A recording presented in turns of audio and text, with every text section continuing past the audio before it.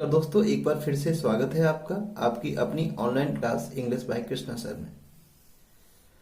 Friends, आज हम आपके लिए लेकर आए हैं एक ऐसा इंपॉर्टेंट कॉन्सेप्ट जिसका सीधा सीधा कनेक्शन आपके बोर्ड एग्जाम से है। फ्रेंड्स, ये जो बोर्ड एग्जाम आप फेस करने जा रहे हो ये आपकी लाइफ के सबसे इंपॉर्टेंट एग्जाम्स में से एक है, क्योंकि ये आपके पूरे करियर की फाउंडेशन है। फाउंडेशन बोले तो बुनियाद, नींव। करियर रूपी जो इमारत आपकी बनेगी उसकी नींव यही है। ये जो बोर्ड एग्जाम्स होंगे इसमें जैसा भी आपका स्कोर रहेगा वो लाइफ टाइम आपको प्रभावित करेगा। अगर हम चाहते हैं कि हमारी करियर रूपी बिल्डिंग अच्छी बने, बुलंद बने, तो हमें इसकी फाउंडेशन को स्ट्रांग रखना होगा। तो फ्रेंड्स, ऐसी कुछ गलतियां हैं जो बहुत सारे स्टूडेंट्स करते हैं और बाद में फिर अफसोस करते हैं कि काश हमें किसी ने ये समझाया होता तो हम ये मिस्टेक नहीं करते। तो ऐसी कुछ मिस्टेक्स के बारे में हम आपको बताएंगे जिनका आपको ध्यान रखना है और किसी भी कीमत पर ये मिस्टेक्स आपको एग्जाम में नहीं करनी है। ओके फ्रेंड्स, तो एक बार फिर से मैं वेलकम करता हूं आपका आज की अपनी इस स्पेशल क्लास में। तो फ्रेंड्स, यहाँ हम डिस्कस करेंगे, आपके साथ चर्चा करेंगे कुछ ऐसे पॉइंट्स की जिनको आपको अवॉइड करना है, किसी भी हाल में नहीं करना है इन मिस्टेक्स को। तो जैसा कि आप देख पा रहे हैं यहां पर टाइटल है डोंट्स बोर्ड एग्जाम स्पेशल, यानी अपने बोर्ड एग्जाम में आपको इन मिस्टेक्स को बिल्कुल नहीं करना है। ये आपके डोंट्स हैं। नंबर 1 डोंट्स क्या है आपका? फर्स्ट पॉइंट, बहुत सारे स्टूडेंट्स क्या गलती करते हैं कि जैसे ही क्वेश्चन पेपर आता है वो तुरंत उसको बगैर पूरा पढ़े बस सॉल्व करने की सोचते हैं कि नोटबुक हाथ में आए और हम लिखना शुरू कर दें। शायद वो सोचते हैं इससे हम टाइम बचा पाएंगे, जल्दी से हमारा क्वेश्चन पेपर होगा, लेकिन इसके बहुत सारे डिसएडवांटेज हैं। कई बार लेने का देना पड़ जाता है, बहुत नुकसान हो जाता है। जब तक हम क्वेश्चन को सही से नहीं पढ़ रहे हैं और हम उसे सॉल्व करना स्टार्ट कर देते हैं तो कभी कभी कराया कुछ होता है, हम कर कुछ देते हैं। बहुत सारी ऐसी इंफॉर्मेशन होती हैं जिनका क्लियर होना बहुत जरूरी है। किस सेक्शन में क्या बोला जा रहा है, क्या कैप्शन दिया गया है, क्वेश्चन को प्रॉपरली समझना पूरी तरह से, क्योंकि अगर आप जल्दबाजी में अटेंड करते हैं तो बाद में फिर आप क्या करते हैं? ओवरराइटिंग। आप गलत कर देते हैं, फिर उसको क्रॉस करते हैं और इस तरीके से आपका जो फर्स्ट इंप्रेशन है वो बहुत नेगेटिव हो जाता है। ओवरराइटिंग कौन से स्टूडेंट ज्यादा करते हैं? जो जल्दबाजी में काम करते हैं, बगैर क्वेश्चन को प्रॉपरली समझे आंसर अटेंड करना शुरू कर देते हैं। बाद में उन्हें लगता है अरे इसमें तो ये पूछा गया है, उसको वो चेंज करते हैं। इस तरीके से बहुत ज्यादा टाइम वेस्ट होता है। बेटर है कि हम 1-2 मिनट का टाइम लें, क्वेश्चन को समझें, तब अटेंड करें। जितना कम आप ओवर राइटिंग करेंगे उतना अच्छा इंप्रेशन आपकी नोटबुक का होगा। तो फर्स्ट पॉइंट क्या है? Don't do over writing. पहले क्वेश्चन पेपर पढ़ें तब उसको सॉल्व करें। इससे आपके ओवर राइटिंग के केसेस कम होंगे, आप ओवर राइटिंग से बच पाएंगे। ओके फ्रेंड्स, पॉइंट नंबर 2, कभी भी जितना कहा गया है उससे ज्यादा ना लिखें। बहुत सारे क्वेश्चंस में वर्ड लिमिट होती है कि आपको इतने वर्ड्स में ये ऐसे देना है, तो उसको बुरी तरह से जंप ना करें। 20-30 वर्ड्स ऊपर नीचे होना इट्स नॉर्मल, चलेगा, लेकिन ऐसा नहीं होना चाहिए कि आपसे कहा गया है कि 100 वर्ड्स में लिखिए और आप वहां पे 200 वर्ड्स तक जा रहे हैं। तो इस तरीके से अगर आप लिमिट को एक्सीड करेंगे तो इसका कोई भी फायदा आपको नहीं मिलने वाला है, बल्कि इसका एक साइड इफेक्ट ये आता है कि एग्जामिनर इस चीज से डिस्टर्ब भी हो सकता है कि इस स्टूडेंट के अंदर शायद ये चीज है कि मैं जितना ज्यादा नोटबुक भरूंगा उतने ही अच्छे मार्क्स मिलेंगे। एक तरह से नेगेटिव इंप्रेशन आपका जाता है। दूसरा ये है कि जो और क्वेश्चंस हैं जिसमें कुछ क्वेश्चन सिंपल भी हो सकते हैं, आप उन्हें कर सकते हो थोड़ा, अगर उनके लिए टाइम आप सेव कर पाओ, ऐसे क्वेश्चंस भी रह जाते हैं इस तरह की गलती करने से। तो क्या नहीं करना आपको? एक्स्ट्रा राइटिंग नहीं करना। एक्स्ट्रा राइटिंग वर्क मतलब जितना पूछा गया है उस लिमिट को फॉलो करें, एक्स्ट्रा राइटिंग नहीं करनी। जो लेंथ है वो लिमिटेड रखें, जो वर्ड लिमिट दे रखी है उसको फॉलो करें। ओके। और थर्ड पॉइंट जो कुछ स्टूडेंट करते हैं और आपको नहीं करना है बिल्कुल भी, डोंट स्पॉइल योर नोटबुक। आपकी जो आंसर कॉपी होती है उसको स्पॉइल ना करें। स्पॉइल मतलब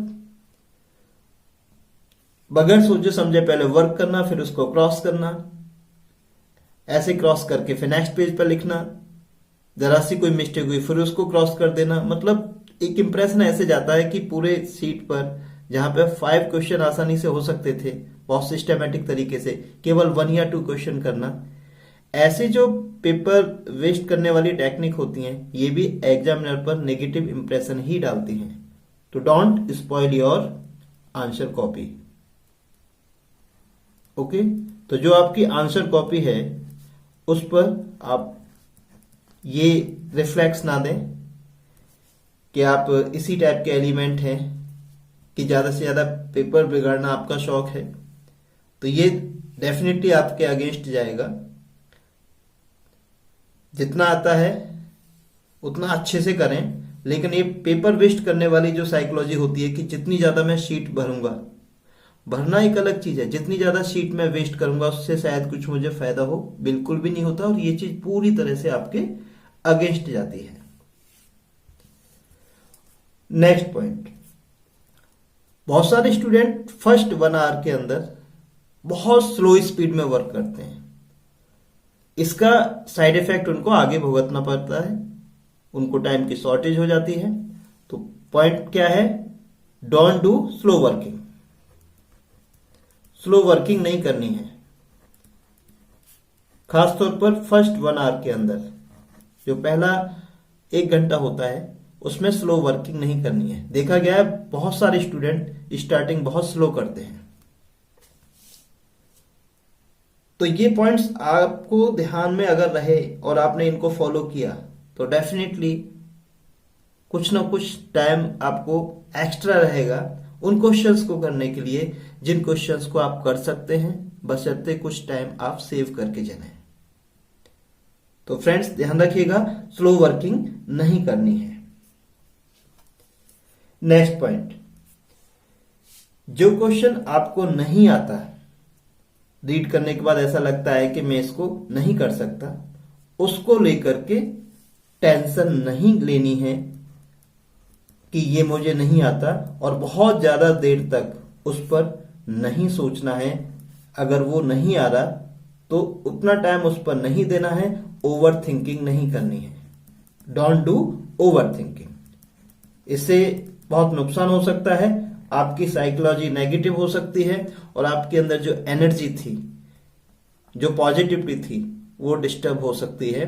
उस पॉजिटिविटी को, उस पॉजिटिव एनर्जी को, उस जोश को बनाए रखना है, क्योंकि क्वेश्चन पेपर काफी लेंथी होता है और 3 आवर्स या 3.25 घंटे तक बैठना और अच्छे से वर्क करना, उसके लिए आपके अंदर एनर्जी होना बहुत जरूरी है और पॉजिटिव अप्रोच होना बहुत जरूरी है। तो टेंशन नहीं लेनी है और ओवर थिंकिंग नहीं करनी है उस क्वेश्चन को लेकर जो आपको नहीं आता है।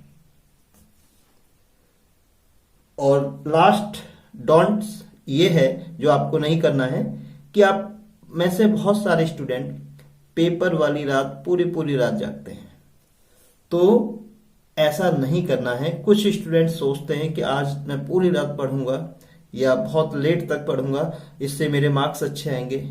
तो ये बिल्कुल गलत अप्रोच है। अगर आप ऐसा करते हैं तो आपको प्रॉब्लम हो सकती है और फायदे की जगह नुकसान भी हो सकता है।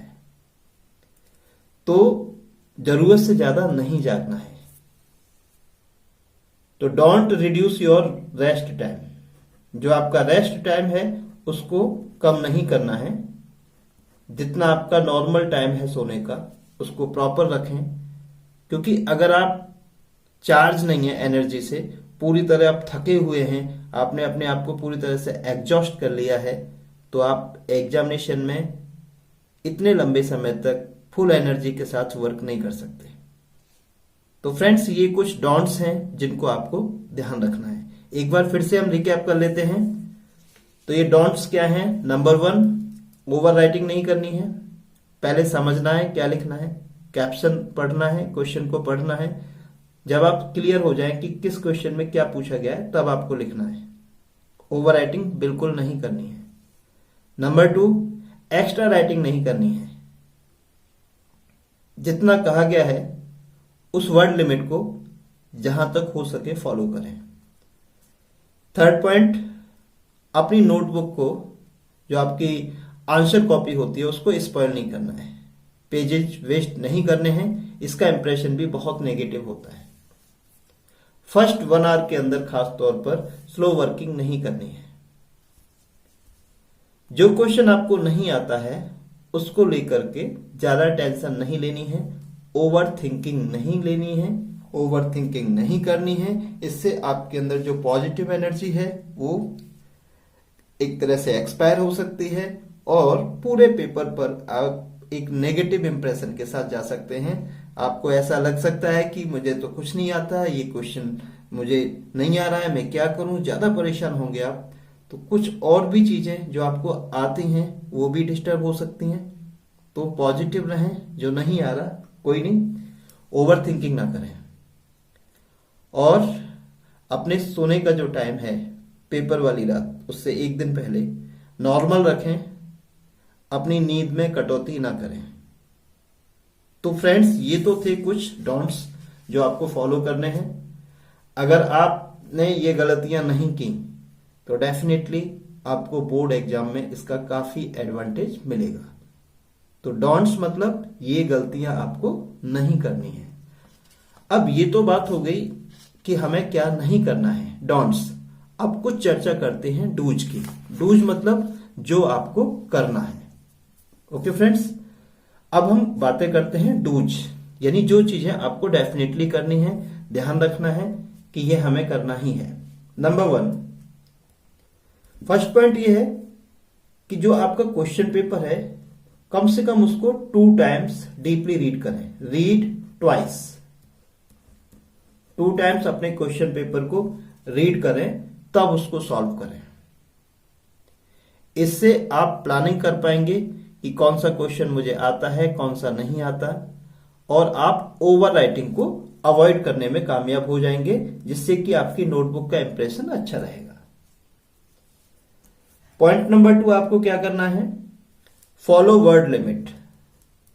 जहां वर्ड लिमिट दे रखी है कि ये क्वेश्चन आपको इतने वर्ड्स में आंसर करना है, तो वहां पे वर्ड लिमिट को फॉलो करें। फॉलो वर्ड लिमिट, उसको जंप ना करें, क्योंकि कुछ चीजें आपकी स्किल टेस्ट करने के लिए ही वर्ड लिमिट में फिक्स की जाती हैं। लेंदी तो कोई भी लिख सकता है इधर उधर, लेकिन टू द पॉइंट लिखना, इसके लिए बड़ी स्किल की जरूरत होती है। इसको चेक करने के लिए वर्ड लिमिट फिक्स की जाती है, तो आपको उस वर्ड लिमिट को फॉलो करना है। नंबर 3, आपकी जो नोटबुक है यानी आंसर कॉपी है, उसका इंप्रेशन पॉजिटिव होना चाहिए। यानी कि कोई भी शीट ब्लैंक ना हो। ऐसा नहीं लगना चाहिए कि आप अननेसेसरी जंप कर रहे हैं शीट्स को। स्टार्टिंग से जब आप एंट्री करते हैं किसी चीज में, तो वहां पे जो ओपनिंग होती है उसका बहुत इंपॉर्टेंस होता है। तो आपकी नोटबुक का जो इंप्रेशन है, जो आंसर कॉपी का इंप्रेशन है, वो क्या होना चाहिए? पॉजिटिव।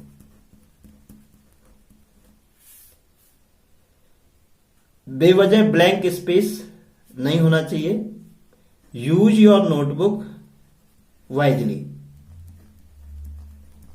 अपनी नोटबुक को सही से यूज करें, हर शीट का यूज करें, जिससे कि एग्जामिनर आपके अप्रोच को लेकर के पॉजिटिव हो जाए कि हाँ, ये अपनी नोटबुक को लेकर के केयरिंग है। क्योंकि आपको मार्क्स उसी पे मिलेगा जो आपने लिखा है, ना कि आपकी सीट्स पर कि आपने कितनी सारी सीट्स यूज की है। जो आपने कंटेंट दिया है, जो आंसरिंग की है, वही की फैक्टर है। तो आप अपनी नोटबुक को इंप्रेशन वाइज बहुत पॉजिटिव बनाने की कोशिश करें। जितना सुंदर राइटिंग हो सकता है, हैंड राइटिंग उतना बेटर दें, और लेआउट अच्छा रखें। क्वेश्चन नंबर ये सब प्रॉपर डालें। एग्जामिनर को आपका आंसर चेक करते समय किसी भी तरह के डाउट और कंफ्यूजन नहीं आना चाहिए कि ये आंसर किस क्वेश्चन का है। ये जरा जरा सी गलतियां कई बार एग्जामिनर की जो साइकोलॉजी है आपके प्रति उसको नेगेटिव कर सकती हैं, इसलिए उसको पॉजिटिव रखना बहुत जरूरी है। क्लियर क्वेश्चन नंबर मेंशन करें जिससे कि एग्जामिनर आपकी अप्रोच से प्रभावित हो और ये सारी चीजें गुड मार्क्स में कन्वर्ट हो जाती हैं। ओके, और नेक्स्ट पॉइंट है जो आपको ध्यान रखना है, फर्स्ट 1 आवर के अंदर, FIRST फर्स्ट 1 आवर, इसमें अपनी स्पीड फास्ट रखें, क्योंकि फर्स्ट 1 आवर में आप एकदम एनर्जेटिक होते हैं, घर से तरोताजा होकर के आप आए होते हैं ईश्वर की प्रार्थना करके, अच्छा ब्रेकफास्ट लेकर, तो उस एनर्जी को आप यूज करें, फास्ट स्पीड वर्क करें। अगर आप फर्स्ट 1 आवर में स्पीड अच्छी रखते हैं तो लास्ट 1 आवर में आपके पास सफिशियंट टाइम होगा रिवीजन के लिए। ओके, तो फर्स्ट 1 आवर में जितना ज्यादा स्पीड आप निकाल सकते हैं स्पीड फास्ट रखें। और नेक्स्ट पॉइंट है फ्रेंड कि अपने क्वेश्चंस को करने का जो सीक्वेंस है वो इजी टू टफ रखें, यानी जो क्वेश्चंस आपको सबसे अच्छे से आते हैं पहले उनको करें, फिर जिनमें थोड़ा बहुत डाउट है लेकिन 80% आपको आते हैं फिर उनको करें मीडियम, और जिनमें थोड़ा चैलेंज ज्यादा है, थोड़ा तुक्केबाजी करनी है, अपनी तरफ से लिखना पड़ेगा, याद नहीं है आपको अच्छे से, उन टफ क्वेश्चंस को जो आपके पॉइंट ऑफ व्यू से टफ हैं उनको सबसे लास्ट में करें। तो जो आपकी अप्रोच है क्वेश्चन सॉल्व करने की वो इजी टू टफ होनी चाहिए। ओके, और नेक्स्ट पॉइंट है कि जो आपकी पेपर से एक दिन पहले वाली जो रात होती है, यानी जिस सुबह के बाद आप एग्जाम देते हैं, तो उस रात को, यानी जो एग्जाम से पहले वाली जो रात है, टेक प्रॉपर रेस्ट। आप अगर अच्छे से रेस्ट लेंगे और लाइट हल्का अच्छा ब्रेकफास्ट लेकर एग्जाम देने जाएंगे तो आपका जो एनर्जी लेवल है वो अच्छा रहेगा, और इस तरह के लॉन्ग ड्यूरेशन वाले एग्जाम के लिए आपको पूरी तरह चार्ज होना, हाईली एनर्जेटिक होना बहुत मायने रखता है। तो एक बार फिर से रिकैप कर लेते हैं अपने डूज को। नंबर 1, आपको क्वेश्चन पेपर को 2 टाइम्स कम से कम रीड करना है।